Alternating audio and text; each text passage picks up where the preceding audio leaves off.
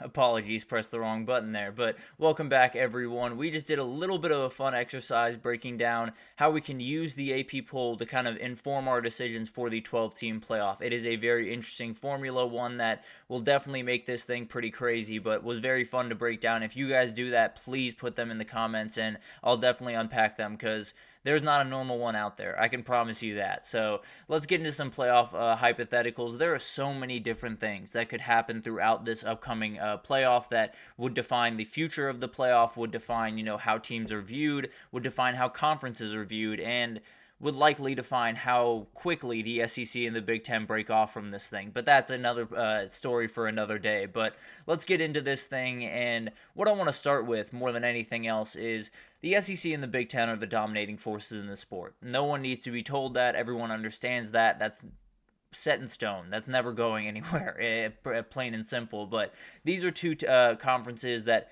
have every ability to just control this thing. From start to finish, they can be all over this thing. And frankly, they could get 2/3 of the field into this thing. There is a reality where you have 4 SEC teams, you have 4 Big Ten teams, and they're battling it out. And that's pretty much what the playoff is going to be. Maybe you'll have the ACC champion, the Big 12 champion, Notre Dame, and the Group of 5 champion in there, but it's going to be dominated by these two entities. And that would be a really, really interesting conversation because it's obviously not necessarily what we all want to happen. Obviously, we want to see a little bit of variety, we want to see a little bit of variability, but when it comes down to it, let's just say a Big 12 or ACC champion, neither of them have any less than 2 losses. So you're at least coming out of that game 11-2, 10-2, whatever it looks like after that conference championship game. If you put that up against a 9-3 LSU, a 9-3 Penn State, there's a conversation to be had one way or the other. I understand Clemson or Florida State or whoever in this example, Kansas State, made their championship game. They came out on the short end. They should be rewarded for making that and playing that game. I firmly believe in that. But at the end of the day, it's hard for me to sit here and say that they're not going to put more weight into a 9-3 LSU team than a 11-2 Kansas State or even a 10-2 Kansas State. I think it wouldn't even be a conversation if I'm being totally honest. So I think as you get into this season, there are so many variables that come into it. There are so many different things that can kind of derail this thing for a number of different teams, but as I see it, there are at least 7 teams in each conference that think they can make this thing. There are at least 7 teams, and then you add a team like Wisconsin that things got to go really their way, no doubt about that, but they absolutely have that in the cards. It's just not nearly as often as some other teams up there. But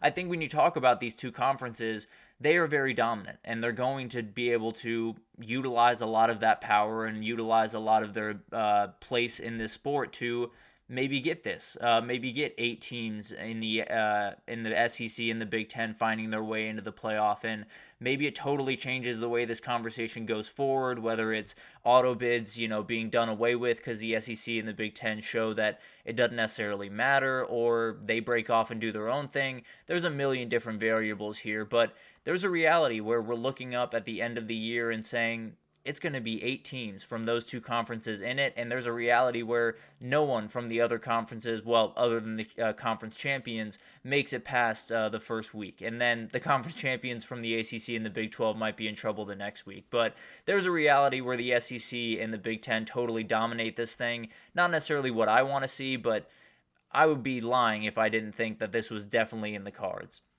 The other thing that could happen throughout this time is head coaches could head back to their old places and play a playoff game, and they could play it at their old stadium, and I promise you some of them would get very, very bad one of my receptions. That's what I'm going for. The best one, obviously, is Brian Kelly heading up to Notre Dame. That's the easiest one to picture this upcoming year, and it could really happen. This LSU team, if they put a couple of things together on the defensive side of the ball, maybe miss out on the SEC championship, but are right there in the mix. They're a 10 seed, let's say, and Notre Dame takes care of business, maybe loses a game, but is right in the thick of things. They're the 7 seed. This is a reality. This is the one that everyone's pointing to, saying, yeah, this is absolutely something that could happen, and the reception for him would not be kind. I'll leave it at that for the time being, but definitely would be a very, very cool atmosphere, and one that I would just love to see. The other one that is a little bit more far-fetched, but man, would be incredible, is Lincoln Riley finding his way back to Norman for a playoff game. This one obviously is a little bit more far-fetched. Now, if Oklahoma makes it to the SEC title in their first year, it's not as far-fetched by any means, but this is one that if he was in town, if he was in that stadium on the other sideline, that place would be on fire. It might be the loudest that stadium has ever gotten in their history because they hate that guy more than you can ever imagine. I have a lot of Oklahoma fans that are on Twitter and I interact with, and man, it's a good type of hatred. It's definitely that college football type of hatred that you kind of just gotta love.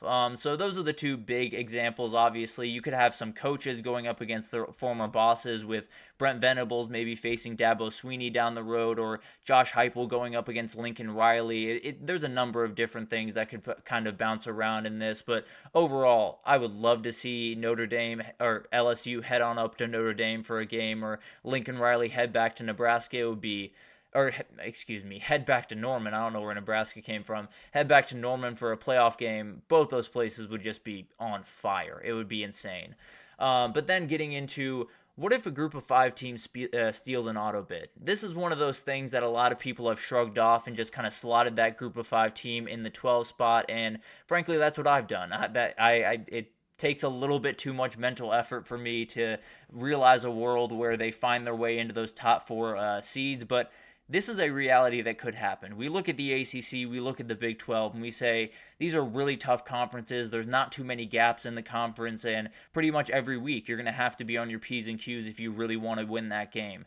There's a reality where you have a, let's say, 1-loss Boise State, but their only loss is in Eugene. They played a tough game, maybe lost by 10 points to Oregon in the opening parts of the year. If that happens, and on the other side you have an ACC champion with 2 losses, an NC State that win the ACC with 2 losses, or an Iowa State that wins the Big 12 with 2 losses, I wouldn't be surprised if a Boise State team or a Memphis team is probably the clearest path here, because when you look at that Memphis team, they play a Florida State team. So let's just say in a hypothetical world, Memphis goes undefeated, beats Florida State, and then Florida State goes on to win the ACC title.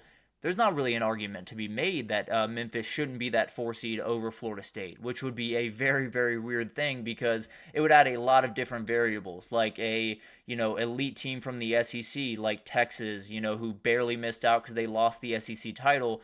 They might not have to play Florida State, or they might not have to play a team from the ACC or from the Big 12 that barely missed out on their title game or won it and then just missed out because of a group of 5 team having a little bit better of a season. So Memphis has the clearest path. If they can beat Florida State and then Florida State wins the ACC title, I think they're a top 4 seed. But at the end of the day, there are some other teams out there. Liberty, I'd be very surprised by, just because, frankly, even if Liberty goes undefeated, I'm probably not voting them into the playoff because the schedule is just too easy. It's no disrespect to what they can do and how talented that team is, but nah, I can't do it. I just can't do it. I don't think this is a team that is really a playoff-worthy team, even if they go undefeated. Now, if they blow out teams, then maybe we're having a different conversation. But as I see it right now, Liberty is the team that you feel the best about going undefeated. I don't know if they're my team that I think is going to make it out of the group of 5 into the playoff, but it'll be interesting to watch that team develop, and definitely a team that could at least have something to say in this category. And then I want to get into, what if everyone from last year's playoff misses out this year? What if everyone from last year's playoff just has a tough year, loses a couple where they don't expect to, and falls off a little bit of a cliff? And there's a couple that are a little bit easier to picture than others. Texas is obviously the one that you feel pretty good about this team being a playoff team. They're in a lot of good situations. They have an incredible roster. Obviously had some injury troubles throughout fall camp, but seem to be more than fine everywhere else to feel very confident heading into the season. They are definitely a team that expects the playoff, and anything else would be a disappointment. Bama's kind of on the same wavelength. I mean, you look at what they've done on all the changes, that adds a little bit to it, but overall, I do think they're kind of looking at this one as a much-needed season to, at the very least, stay around. I don't know if a playoff is needed. I think Bama fans would be a little bit mad if it wasn't there, but at the end of the day, I don't know if it's needed to keep this thing rolling, but they could definitely make a run. They could also definitely fall off a little bit and go 8-4, 9-3, and barely miss out. And then you have a Michigan team that absolutely is a team that is looking to make the playoff. I think there are a lot of people that are very questionable of that, a lot of people that don't necessarily think that's going to happen. But at the end of the day, let's say they beat Texas in week 2. A 10-2 Michigan is getting in. And even if those losses to Oregon and Ohio State come down the barrel, you're going to be more than fine. I can promise you that. So there's a world where they absolutely get in. On the other side, if you lose to Texas, if you lose to Oregon, if you lose to Ohio State, I tend to believe there's not going to be enough oxygen in the room for you to get in. So definitely will be an interesting thing to watch there. And then Washington is obviously a team that we got to talk about. They're not going to get in. If they get in, then it's one of the most remarkable coaching jobs by Jed Fish, and it's one of the best stories in college football. But overall, they definitely have the longest shots of this bunch, and then maybe Michigan second, Bama third, and then Texas obviously is the team that has the least amount of chances to miss this thing. But at the end of the day, definitely could happen with all the variables going in, Texas going into a new conference, all of the different things that play into this. It absolutely could happen and would be kind of a cool thing, definitely a very weird thing as we head into this. And then finally, I want to get into something around the top 4 teams. All top 4 teams get that bye week. They get that nice, time off in between the championship game and their first game of the playoff.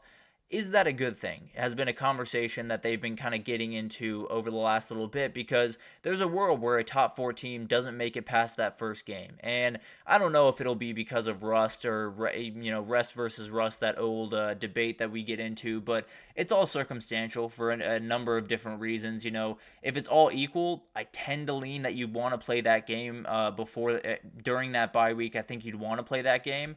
But yeah, I could be totally wrong. And then on the other side, you could have injuries and things to get figured out. Then you would want the bye, obviously. So there are a number of different variables that go into this, but there's a reality where a 5 seed finds their way all the way to the national title because they have momentum, because they have the ability of, feeling really confident, looking back 1 week and saying, we dominated those guys on our field. Now we get to move forward and dominate someone else. And you get that kind of juice going, you get a good groove going, and it definitely can play a part. I can promise you that. It'll definitely be one of those things that you don't necessarily notice too aggressively from the get-go, but throughout the years, it definitely could be something that develops even more. So it's one of those things that the hypotheticals are all over the place. There are a million hypotheticals to break down, and we'll probably get to 5 more tomorrow if I'm being totally honest. But it's one of those things that's why the 12 team is special. That's why, that it was adopted, because now we have many more questions to unpack, and it gives me something fun to talk about on here. So